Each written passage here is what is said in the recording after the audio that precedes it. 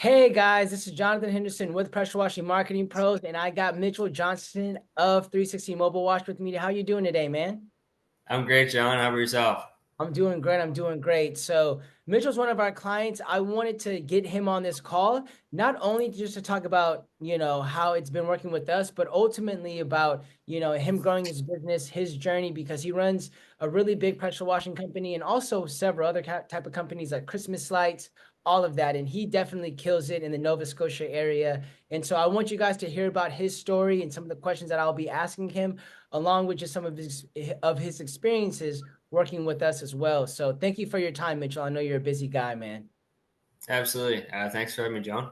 No problem, man. So yeah, out of Nova Scotia, man, can you go ahead and tell us what got you started in the exterior cleaning industry? Yeah, so a bit of a long story. We started about 8 years ago. Mm-hmm. I was fresh out of college that I started compost bin cleaning. That turned out not to be that viable of a business on its own. Fast forward, I guess, 5 years later, we kind of had the company just kind of, it wasn't doing great. We just had one guy. It was kind of a job more so for him than a business. Mm-hmm. We had the opportunity to buy out another company. Once we did that, I kind of turned my focus to that from my other companies. I had a lot of experience in the service business, previously running a painting company. Um, and yeah, we've just been growing ever since. We went from, I guess, Truro, and now we've branched into Halifax and other provinces. Yeah, so when Mitchell first came to us, I saw his stuff online and I was like, man, this guy's already killing it. You had the like box trucks, man, all the branding, and I know you guys were in Truro, and you're like, hey man, I'm trying to get up in Halifax. So when you were first starting your business, right, man, like what was the biggest like hurdle or challenge that you had in terms of like growing your business at first? I would say the biggest challenge in the beginning was one, the market I was in. Mhm. Truro is a very small area, and Mhm. two, pressure washing is it's great because it's very niche, but it's also you do not have the volume like these big other service based businesses like HVAC, painting, plumbing, etc. So there's only such a big audience for your business, and it was hard to find customers originally. Yeah, man. So what did you first do to start getting those customers in that sense? Because you bring home a good point in terms of I always tell people that where your business is located at plays a phenomenal impact on like lead volume, how you should structure and target your business, or what marketing tools you should be using, or levers, or all of that kind of stuff, right? And so what did you do for your business in that sense to start getting those jobs in like such a small kind of populated area? In the small market, it kind of can do yourself. I guess it can be a benefit as well. Small town, if you make a good name for yourself, word travels fast. Uh-huh. And so I did a lot of just word of mouth marketing. A lot of just going to visit companies, and the word got out that way. But like I said, I mean the business really didn't start growing until we bought out. We actually bought out a company that he's ran for almost 30 years in Toronto. He was the guy. He was pressure washing. Great at what he did. Ran a very tight company. But I was competing against him, so all the work essentially funneled up to him, Yeah. and there was I would get the market's so big, and he had over 50%. So me and all the other smaller guys were fighting over the 10% of a small market. So there wasn't much left behind. But in the small market, like I said, once you do get to be that guy, you are that guy, and all the work funnels up to you. So it's great in that sense. Yeah, no, of course you got to be you can be a big fish in a small pond, right? And just be a Yeah, that's duck right. in a small pond, right? And so that's one thing I tell people all the time too is that, some guys will come to us or they might be in your position and they might say things like, "Hey man, I'm in a small market, I may not be able to get any jobs," but I say, "Look, man, you might want to capitalize and maximize because even if you have a city of like 30,000 people, right? If you just work with like just even 10% of those people are even interested in pressure washing services in general, right? At that point, that's 3,000 people. You know what I mean? And let's say you just work with 5% of that market in that sense in terms of pressure washing. That's going to be 1,000 people. And if your average ticket's like $600, whatever it may be, right? That's $600,000 that you have on the books. You know what I mean? Consistently every single year, just in that city or that population. And so I always tell people Mhm. that's the right thing that you did, though, Mitchell. But I would say this, man. So you branched out. Like, what made you branch out to Halifax? In because that's like an hour or two south of where you're at. You know what I mean? So what made you like start like a second location? So it was a few things. I guess one being we started Christmas lights in Halifax, and I was familiar with the area, and I knew obviously if we could make it work in Toronto, like God, it's got to work in here too. Yeah. But as we were traveling down there for Christmas lights, I was like, we're kind of already there already. Uh huh. For me, it was kind of a big gamble because to go all the way down there and have a truck not to produce, and you can't really just have one guy having a part-time job down there. So Yeah. it was a big gamble the first year. It's starting to pay off, but yeah, more or less, I backed off from other companies just due to COVID and different things that are affecting the economy that didn't make them as favorable. So I put all my focus into this, and we just went for it. But to be honest, I it could have went either way. Could have went either way. It just started from scratch is really tough in any business, and I think pressure washing in general can be its own challenge for sure. It is because it's seasonality. So for you, Seasonality. I know that since you're in Canada like that, I know that that's why you had some of those other businesses in that sense and doing Christmas lights to combat that seasonality. Because of course you can do things maybe like I know that in Canada it's really popular to do snow removal as well, right? But I know that for you, you may have thought about that in that sense, maybe at a certain time point. But Christmas lights is still very lucrative in that as well. So that's awesome. Hmm. So when you made that move to Halifax and all of that, and I know you wanted to grow your business, like what made you like want to start investing? Because I ain't gonna lie to you, Mitchell. When I first saw your stuff online, I was like, yeah, this dude has a lot of potential. Because you had a good brand, I saw, but I was like, dude, yeah, you're digital marketing. I'm sorry, Mitchell. I'm gonna say it right here. I was like, it wasn't that good, right? So No. what made you think like, hey man, I need to make my because a lot of guys, it seems like you did it, and I'd say this the right way, where you built a foundation for your business. You did all of those things in terms of like word of mouth, networking, leveraging like yard signs, doing all of that to build your, business from the ground up. But when was that turning point when you're like, hey, I need to probably start looking at digital marketing? It wasn't. It wasn't. I guess that I didn't turn to it, and I always that believe it or not, what you saw was my best attempts, and it was my best attempts in Uh-huh. trying to find. And so I had to tip my hat to you, John. That way, I think I expressed to you this was our fourth try on a website. Yeah. So and even to this day, I get so many calls like, "Oh, well, we'll do your SEO, this and that."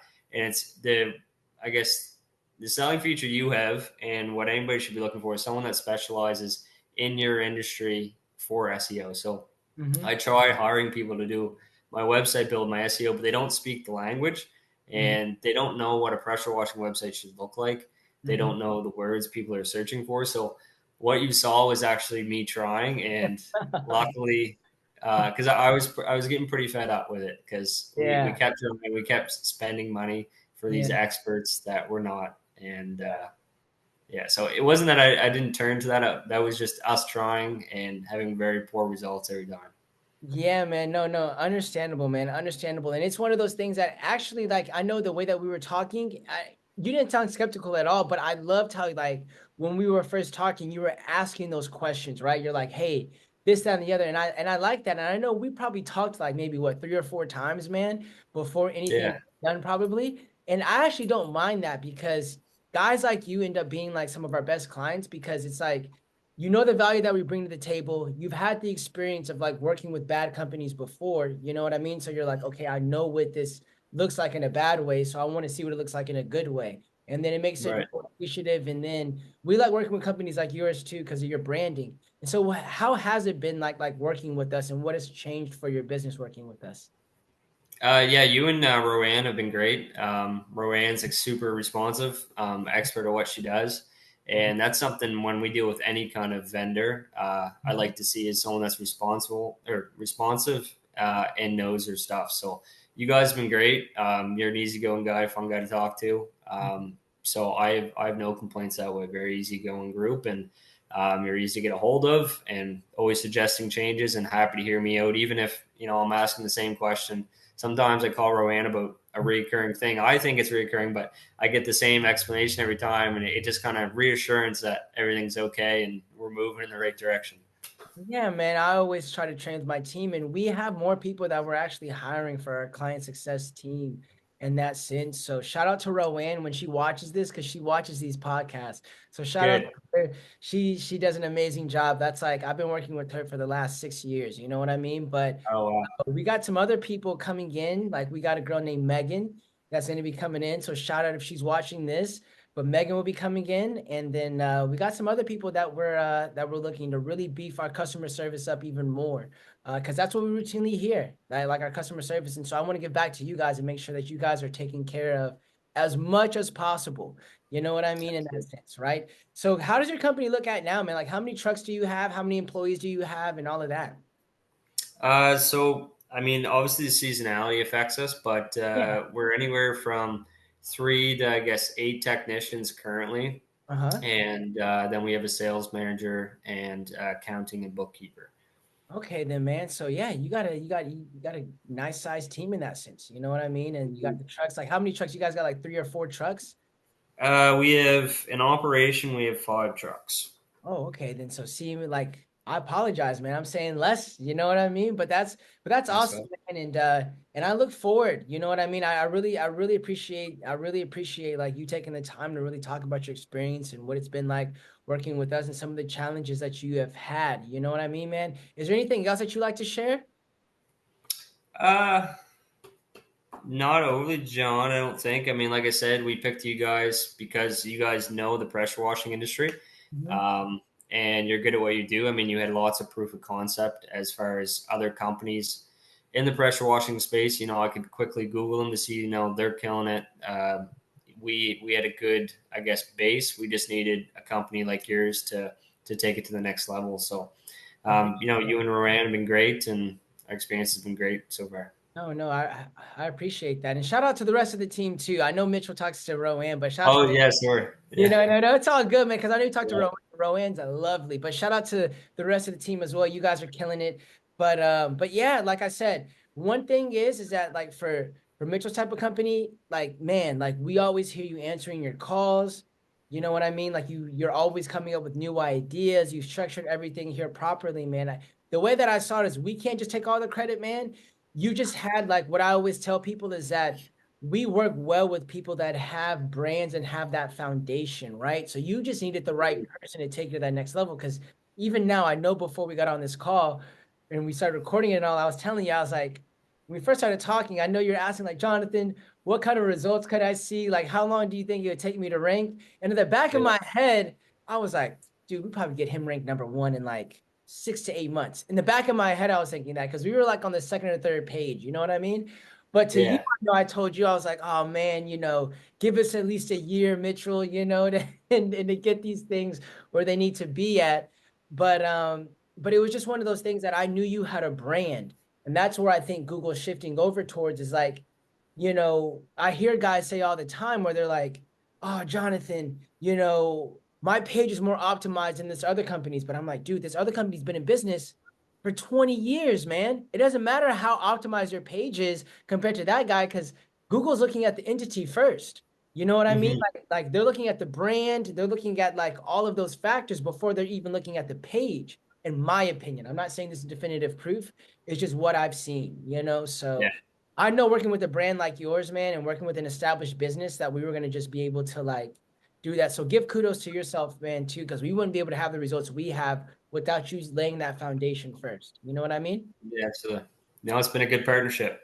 Yeah, man. So I look to kill it for 2025, man, for you and all of that. So once again, man, thank you so much for being on here. And if you guys have any questions, concerns, thoughts, or comments, please leave them below, whether you're watching or whether you're listening. It's always appreciated. And like I All right. said, once again, Mitchell, thank you again for your time, man. I know you're a busy guy. All right. Thanks, John. No problem. No problem. So we'll see you guys in the next one. If you got any questions, like I said, once again, leave them below.